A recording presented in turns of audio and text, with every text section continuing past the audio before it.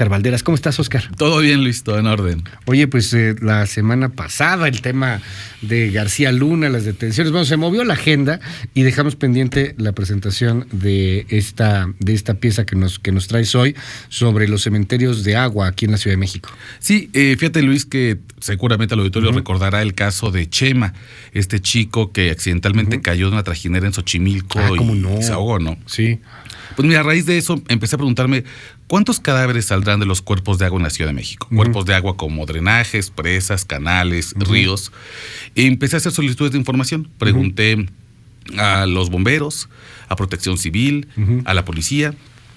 Y mira, Luis, para ser una ciudad que se está secando, a la Ciudad de México le brotan muchos cadáveres. Las cifras que encontré, la verdad es que yo pensé que iban a ser mucho menores. Resultó una cifra más alta de lo que creí.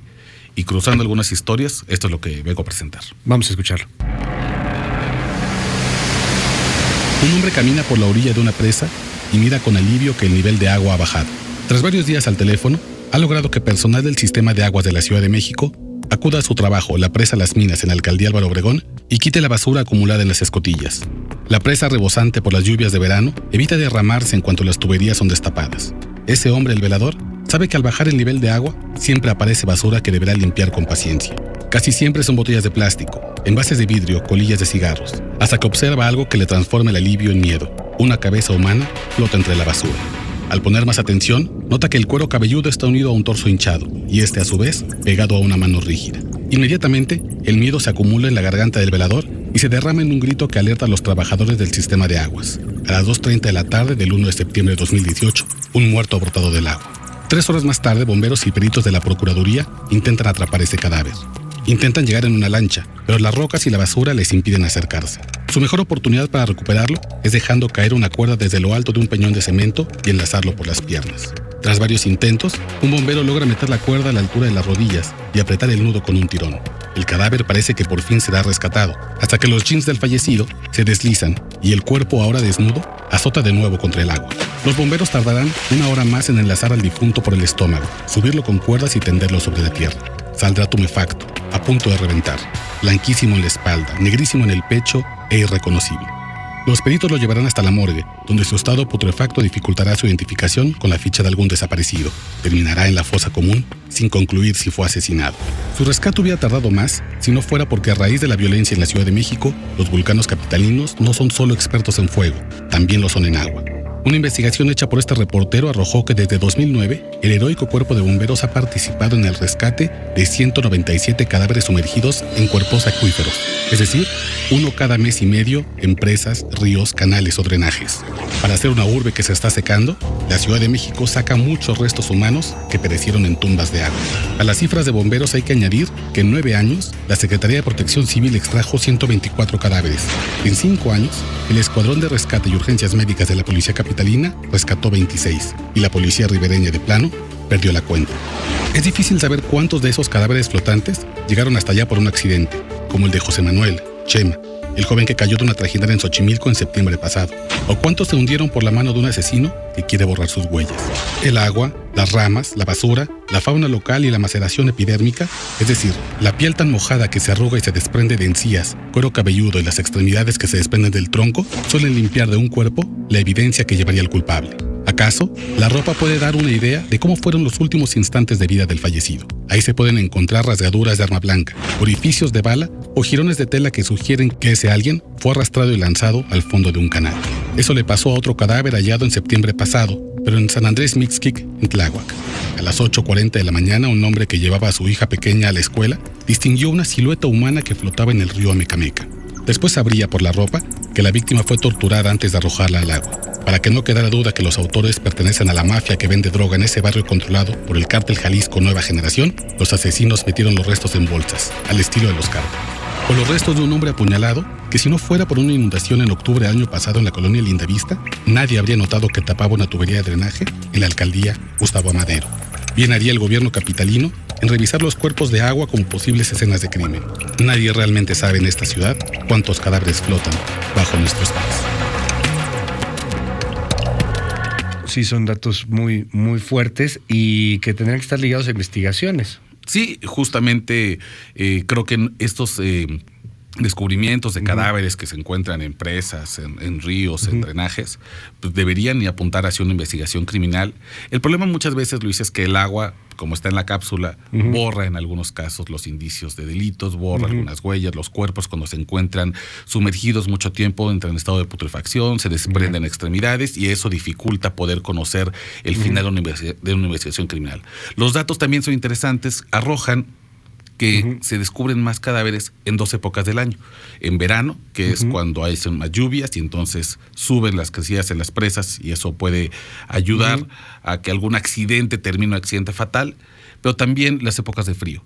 En muchas ocasiones la hipotermia cuando cae alguien o cuando es arrojado intencionalmente un cuerpo de agua juega mucho a la hora de que esto se acelere, una muerte violenta. Por eso es que me pareció pertinente mostrar en este momento. Interesante el dato. Ahí está el dato. Diciembre, enero son meses donde aparecen más cadáveres, según esta investigación documental. Gracias, muchísimas gracias, Oscar. ¿Te seguimos en tus redes? Sí, en Twitter, @Oscar Balmen. Gracias, Oscar.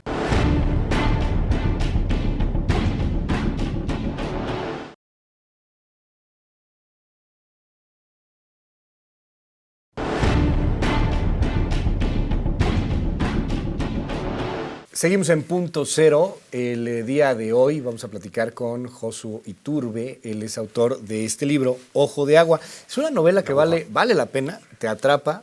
Josu, bienvenido, ¿cómo estás? Gracias. Esto es Punto Cero, mil gracias por estar con nosotros. Oye, a ver, bueno, de entrada, yo creo que una novela es algo así como una película, como ir al cine de pronto, porque hay una oferta enorme, una serie, no sé. Entonces, pues te cuesta una lana, ¿no? O sea, entonces tiene que ser algo que te atrape de entrada para que digas, órale, me lo voy a aventar, voy a dedicarle ahí un rato. Y creo que tu obra cumple muy bien con ese cometido desde mi punto de vista personal, pero a ver, te diría, explícanos un poco qué es Ojo de Agua. Ojo de aguja. Ojo de aguja. Ojo de aguja. Ojo de aguja es por la cita bíblica. Ajá, ¿no? Sí, pero el de que no pasan, ajá. Antes es más difícil que entre un camello por el ojo de una aguja que un rico al reino de los cielos. Entonces es un poco sobre eso, ¿no? Pues es una novela, es un thriller y trata sobre el asesinato de los principales millonarios del planeta, ¿no? El primero ocurre en un hotel en Mérida, entonces por eso utilicé un detective, un policía que ya había usado en una novela anterior, que se llama Río Subterráneo. Por eso hice que ocurriera el primer crimen ahí, para que él se ocupara del caso. Y bueno, pues a partir de ahí, digo, no te puedo contar mucho porque es un thriller, entonces sería desvelar, pero sí es sobre la muerte de los principales millonarios del planeta. Yo me basé en la lista de Forbes del 2017 y pues ha cambiado, no son los mismos ahora, pero bueno, sobre esa lista es lo que trabajé. Y bueno, pues van muriendo asesinados por un supuesto grupo terrorista, ¿no? El entorno donde comienza uno de los primeros homicidios es muy interesante porque es en Mérida. En Mérida, en un hotel que es real, pues por eso, porque necesitaba que el policía, que es de Mérida, entrara en el caso, y como si no, entonces por eso el primer crimen ocurre en México, nada más, los demás ocurren en donde viven estos otros millonarios, ¿no? Digo, les cambio algunos de ubicación para que no no me demanden más que nada, ¿no? Sí, sobre todo cuidando. Porque claro, me los cargo y a la mayoría de las veces de forma bastante espectacular. Entonces les cambio algunas características, pero cualquier lector mínimamente que conozca un poco el ambiente, pues va a saber quiénes son, ¿no? Oye, dime algo, Josu, hay aquí un tema, es provocadora la novela, más allá de la novela y las historias en sí mismas, por el hecho de matar millonarios. Sí, porque claro, nunca les toca a ellos normalmente. Ellos están lejos tanto de la justicia como del crimen, normalmente por sus sistemas de seguridad, por su calidad de vida, por lo que sea. Entonces, pues nunca les toca a ellos ser las víctimas, ¿no? Entonces, el fundamento de la novela era cambiar la víctima normal por unas víctimas que nunca son víctimas. O sea, convertirlos en víctimas, ¿no? Entonces, bueno, pues eso hace que la novela adquiera un tono más global, más general, y también es como pues hay elementos de crítica al capitalismo desaforado, etcétera, etcétera, ¿no? Digo, todo muy entre líneas, no tiene nada que ver con un panfleto político, es una novela de entretenimiento con contenido un poco más denso, un poco más sofisticado. Digo, tiene diferentes niveles de lectura, ¿no? En ese sentido, ¿no? Ese nivel es el que me llama también mucho la atención y coincido, pues es una novela de entretenimiento, es una ficción muy interesante, pero el tema del trasfondo político creo que brinca mucho. O sea, hay coraje en este momento en el mundo. Tú ves desde Bueno. el Occupy Wall Street, por ejemplo, ¿te acuerdas? Este Ajá. movimiento en donde el 1% decía, es que somos el 1%, de hecho somos el 99% Pues es que es contra este verdad. 1%. O sea, digo, el capitalismo se le dijo, bueno, el capitalismo es el destino económico del mundo, no hay otras ideologías, solo es el capitalismo. Ok, está bien, pero el capitalismo tiene que tener algunos contrapesos, porque si no tiene contrapesos, ¿qué pasa? Pues lo que ha pasado, ¿no? Que se ha tendido a la desigualdad, a que unos pocos, el 1%, tengan el 80% de todo y todos los demás se repartan lo que queda. Entonces, pues evidentemente el desarrollo capitalista no ha sido justo, ha habido una injusticia. Entonces esa desigualdad pues tiene que ver con que unos sean muy ricos y otros muy pobres. Entonces, pues habla de eso la novela, no en plan político ni panfletario, sino como elementos que tienen que ver con lo que ocurre, ¿no? Entonces, bueno, pues de eso va. Hay otras lecturas también, ¿no? Porque la novela incluye otra pequeña novelita, que es una novela fantástica, que es lo que cuenta el hermano del policía que murió en la novela anterior, pero que le manda unos mails posfechados, ¿no? Entonces ahí le cuenta otra versión de su vida que el detective pensaba que no era así. Entonces ahí se mezcla un poco la verdad, qué es lo que es verdad, cómo se usa la verdad para determinados fines políticos, cómo a los gobiernos la mayoría de las veces no les interesa saber la verdad, sino jarlar para su agua, para su molino, ¿no? Claro. Entonces todos esos elementos políticos, socioeconómicos, pues están en la novela, sin que deje de ser una novela de entretenimiento, una novela que te la puedes llevar a la playa y ya, ¿no? Y no tienes que preocuparte de más. Yo espero que deje un pozo en el lector, ¿no? Un pozo de una inquietud o una duda, un interrogante, ¿no? Con eso me conformo, ¿no? Y que la lleguen hasta el final y que no averigüen quién es el crimen hasta el final. No, bueno, que sí, de eso se trata, porque tienes que estar ahí metido en la lectura y tratando así de hacer las dilucidaciones y viendo hacia dónde lleva. Tenemos que hacer una breve pausa. Regresamos, seguimos platicando de Ojo de Aguja aquí en Punto Cero. Seguimos.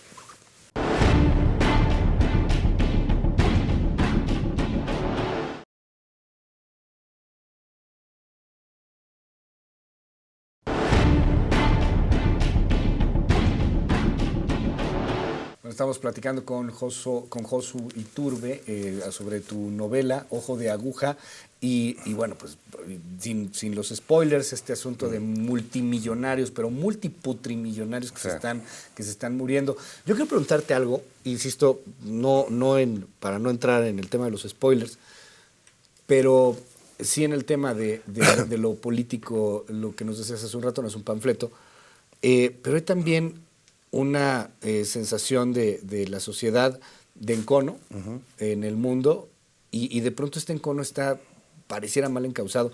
Pienso en los chalecos amarillos de Francia, ¿no? O sea, de pronto salen por un movimiento claro, pero después esto ya se empieza a hacer ya por nada todo. más una vía de escape Los del indignados descontento, españoles, ¿no? ¿no? Igual Sí. también, ¿no? Ajá, los pero que no tiene indignados. tampoco mucho fundamento último, ¿no? Ajá. O no sé, digo, yo creo que, o sea, en el mundo hay un cierto desacuerdo con la economía, ¿no? Por supuesto. Y también con que esa economía nos ha llevado a un desastre planetario. Digo, eso es otro Sí, elemento que no se del toca aquí en la medio novela, ambiente. pero también. Entonces todo está unido.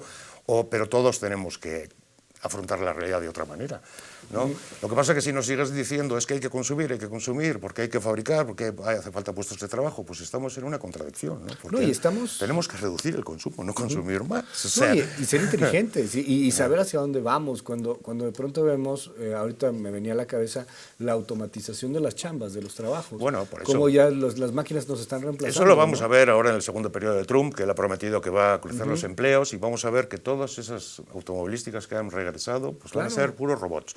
O sea, no va a haber ni un solo empleo nuevo, pero eso se verá ya a mediados del segundo periodo de Trump, y ya se verá que todas esas políticas económicas en realidad no son ninguna, porque ¿qué política económica es esa? Pues parece que son socialistas, o sea, los chinos defendiendo el mercado global. Sí, claro, y es que el mundo Trump al revés. con políticas socialistas de Ajá, de proteccionismo, confinamiento. y ellos que vendieron al mundo esa globalización, ahora dicen, no, esa globalización nos hizo daño a nosotros, pero si ustedes la vendieron, ¿cómo es posible? O algo hicieron mal o algo hizo mal el mundo. Ahora, aquí es en donde a mí me llama la atención, porque en tu novela sí estás planteando, vamos, es una novela y la historia es apasionante además, porque ¿por qué diablos están matando a los multimillonarios? Esa es la cosa, que ¿por qué? Sin dar spoilers, ¿no? Ni nada por el estilo, no vaya a ser que nos digan, oye, no quiero terminarla. Pero dime aquí algo, es que el asunto es que se entiende solo multimillonarios, es una representación, pero países, por ejemplo, como México, en donde hay una gran desigualdad, en Europa hay una gran desigualdad también, lo entiendo, pero en México la desigualdad es todavía mayor, sí. mucho mayor. Sí.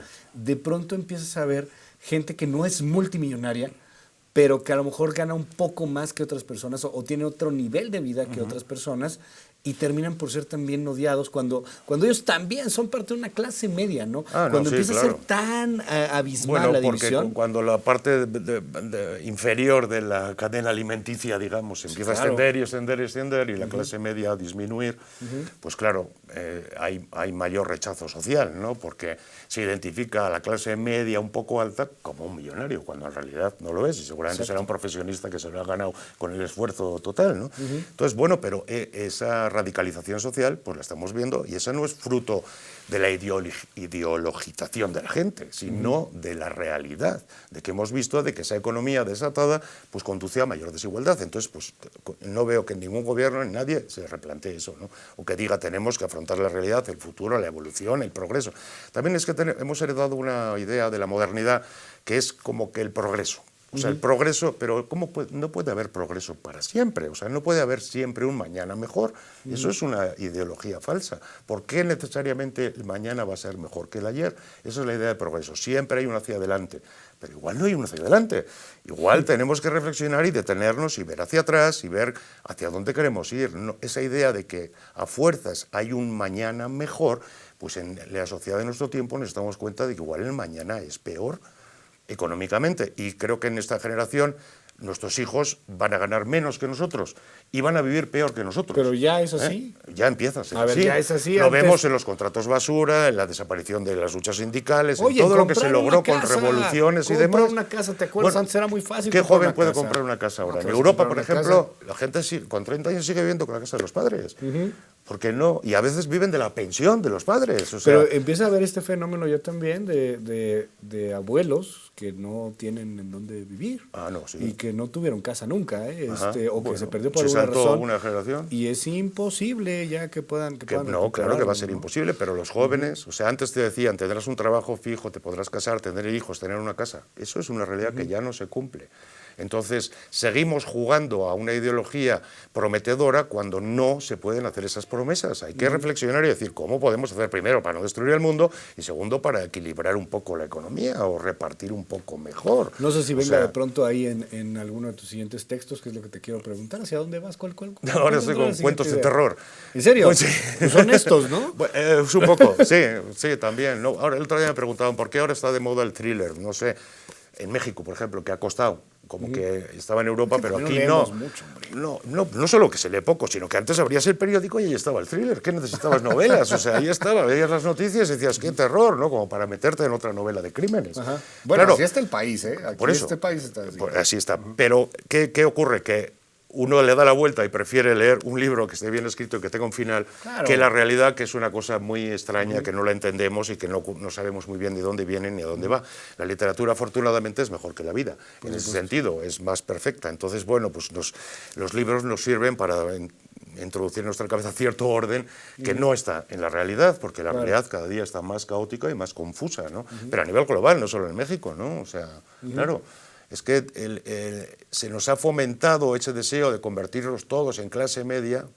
Ahora, por ejemplo, en China, pues cada año 120.000 o 150.000 chinos ascienden a la clase media y de esos 15.000 se convierten en millonarios. Sí, claro. Todos esos que antes no tenían nada, quieren Ahora tener empiezan un a tener más departamento, cosas. quieren tener un carro, quieren tener una casa en la playa.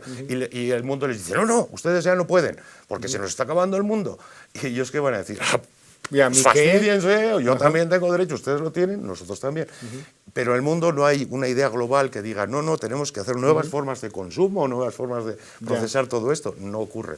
Entonces, bueno, pues con las novelas pues tratamos de aportar nuestro granito de arena, ¿no? Sin perder el entretenimiento y eso. Ojo de aguja, disponible de aguja. en todas las librerías, Sí, en todas partes en ya Amazon está. también, Sí. en Gandhi. Sí, creo que sí, que está en todas partes. lados. Está en Eso lo digital conseguí. también, creo, ¿no? Sí, Hay una también versión se puede digital, bajar vale la pena. un ebook, Y además sí. es una muy buena lectura, te la llevas en un fin de Sí, se semana. lee, mientras- es ágil, Ajá. tiene sentido del humor. Sí, Tiene un toque de sentido del humor que Poco creo que negro, le ¿no? ayuda. Negro sí, porque claro, no podemos. porque eres tú. No, pues porque es la historia, ¿no? O sea, es la historia negra, claro, ¿no? Josué Iturbe, muchas gracias por estar con No, nosotros gracias a aquí en ustedes por Puchero. invitarme. Seguimos.